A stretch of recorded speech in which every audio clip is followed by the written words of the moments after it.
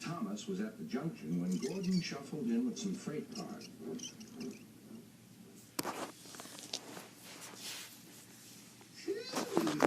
Remarked Thomas. What a funny smell. Can you smell a smell? I can't smell a smell, said Annie. A funny, musty sort of smell, said Thomas. No one noticed it till you did, grunted Gordon. It must be yours. Not long ago, he had fallen into a dirty ditch. Thomas enjoyed teasing him about it.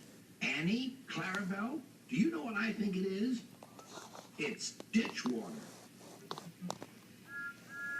Before Gordon could answer, Thomas puffed away.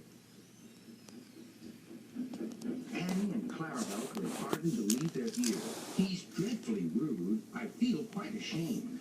I feel quite ashamed. He's dreadfully rude. And to Thomas they said, you mustn't be rude. You make us ashamed. But Thomas didn't care a bit.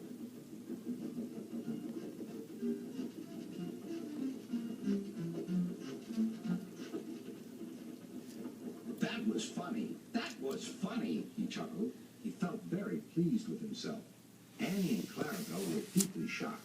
They had great respect for Gordon, the big engine.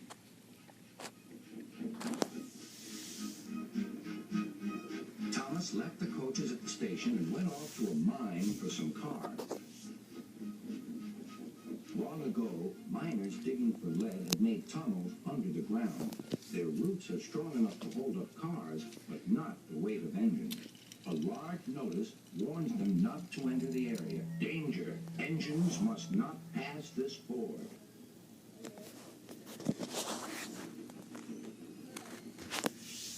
Silly old board, thought Thomas. He had often tried to pass it, but had never succeeded.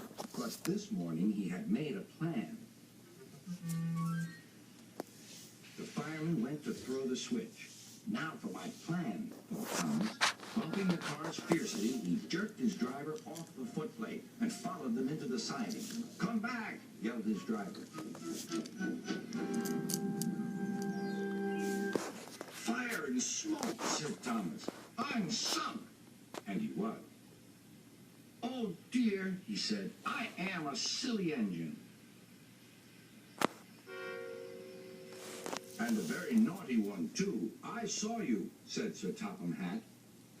Please get me out. I won't do it again. I'm not sure. We can't lift you out with a crane. The ground's not firm enough. Let me see. I wonder if Gordon could pull you out. Yes, sir, said Thomas, but he didn't want to meet Gordon just yet. Down the mine, is he? Laughed Gordon. What a joke.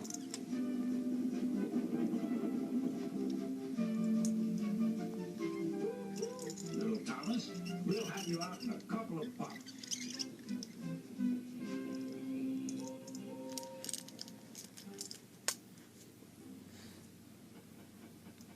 Strong cables were fastened between the two engines. Are you ready? Heave!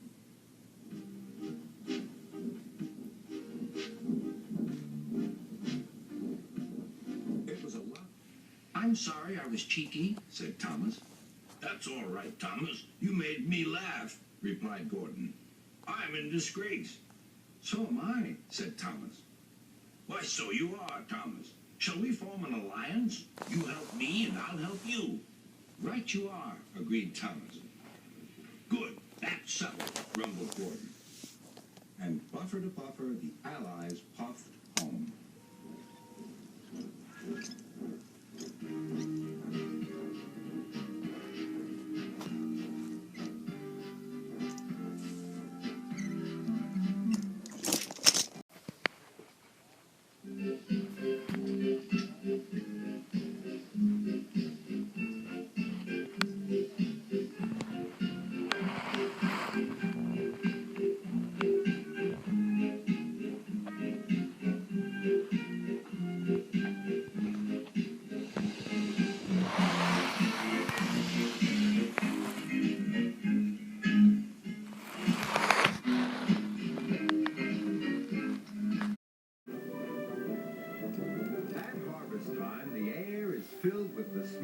fresh fruit and vegetables. The engines happily deliver their loads to market.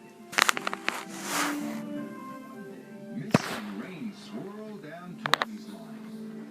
Percy was delivering a load of fresh tomatoes. Suddenly, he felt a big rumble. Bust my bubble! What was that? The guard put out the warning flags, while Percy's driver inspected the tracks. The earth's crumbling, he said. We must tell Sir Tuppence Hat, decided Percy. Percy puffed back as fast as he could.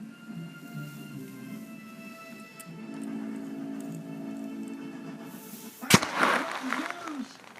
The tracks on Toby's line are wobbly. What, Gordon? Old and wobbly, just like Toby. That's not news. Can't stop to listen to your silly chatter. Gordon never listens to me, muttered Percy. Next, he spoke to Sir Tuppence Hat. Sir! Not now, Percy. Thomas, you ought to collect the prize wool. He's at the farm on Toby's line. Yes, sir. But those tracks are wobbly, cried Percy. They are safe enough, said Sir Topham Hatt. Bye, Percy. Nobody ever listens to me. Thomas was carefully chopping through the rain. Soon he had collected the farmer's bull and was on his way back. The rain had made the tracks more wobbly than ever. Suddenly there was a deep rumbling sound. Thomas's driver applied the brakes, but it was too late.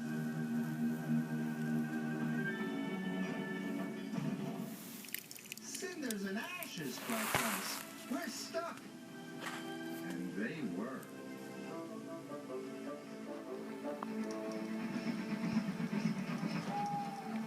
Late that night, Thomas still hadn't returned.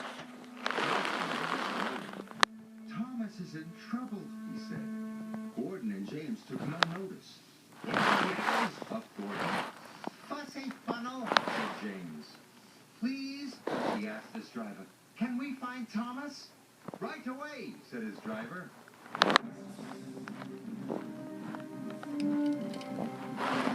Percy was close, but his lamp shone brightly in the dark.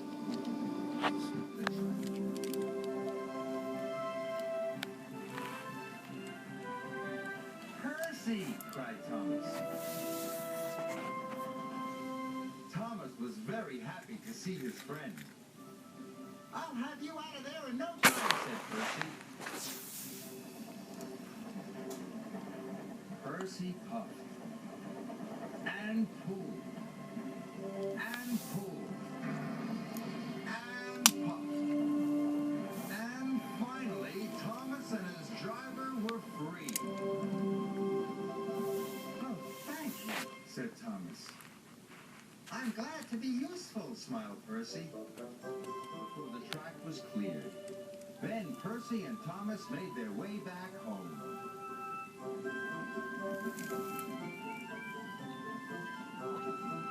Thomas is here, whistled Percy. Percy saved the day, said Thomas. agreed the bull. I'm sorry, Percy, said Sir Topham Hatt. We must do a better job of listening to you in the future. Percy